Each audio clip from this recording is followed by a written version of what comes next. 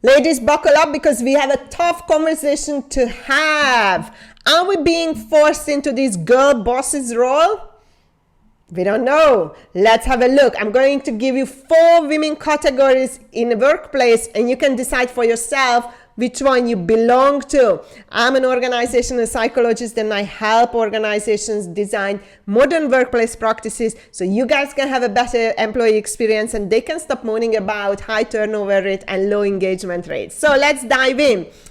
Society somehow forced, and the circumstances forced women to take up this girl boss role. And most of us are not having a great time with it. And there are 4 categories that we have observed in organizations. So you can decide which one you belong to. The first one is the women who are legit more masculine than their female counterparts. So those are the ones, they exhibit masculine traits and they are born to be these big ass badass bosses, and they blend in with the male community very, very well. They are not very comfortable fulfilling and taking up a feminine role, although if they have to, they do it and they just get on with it. The second group is the one that is, they have both the perfect blend of masculine and feminine energy, and they are very good at balancing it out and switch between roles. So they can be a badass bosses, and they can also be really good female role model at home, and they're very comfortable in both energies. Then there is the third group of women. Pay attention, because this is not going up to the majority one.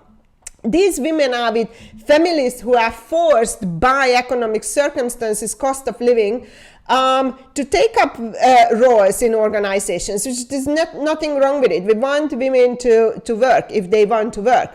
However, these are the ones who are feminine and they would love to spend more time with the families at home and go towards their feminine inclination. However, they cannot because of the financial part. And then there is the fourth group, which we need to talk about because they are the ones that struggle. So the fourth group and the majority of girl bosses are the one that they are feminine. They are not masculine, but because society has told us constantly that you need to stand on your own feet, you need to look after yourself, you need to protect yourself, you need to fend for yourself, you need to provide for yourself. And because of the broken down family structure, we learned that. So we didn't have the father, we didn't have the male protector and provider, and then we learned it from our single moms who had to take on these masculine roles to provide for everybody. So we learned that this is what it is. So we became so good at doing it, but not feeling very comfortable in those roles. We just do it, we used to it, it comes now automatically, not naturally, that now this is the thing that we can only see. And you see women taking up these high positions, but when you actually talk to them, the last thing they want are those roles, and they would switch them around, or they swap them, those roles, for a family, a loving husband, children, and all that nurture and care and love that they could provide for their families. So we moved from loving and caring for others to self-care and self-love. But it's not taking us too far, because now these women in high and senior roles are miserable because we're supposed to care and love for others as well, not just for ourselves.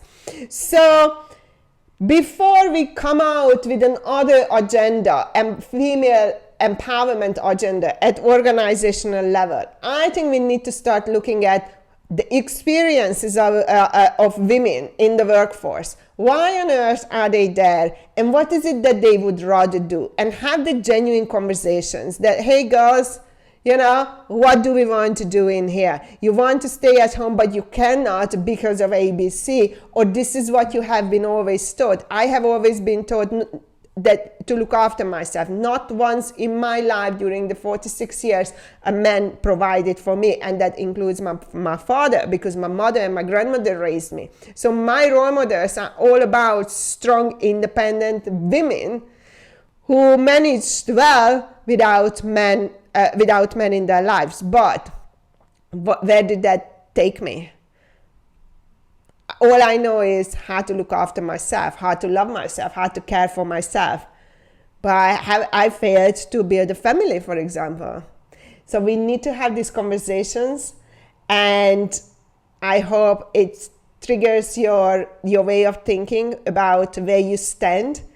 But maybe you don't have the solution right now, but at least having to think about it, it's a good starting point. So ladies, do whatever you want to do. Well, we just need to know the consequences. And for organizations, allow women to have these consequences or conversations amongst themselves without coming out another female integration agenda, because maybe, just maybe, this is what's causing the problem.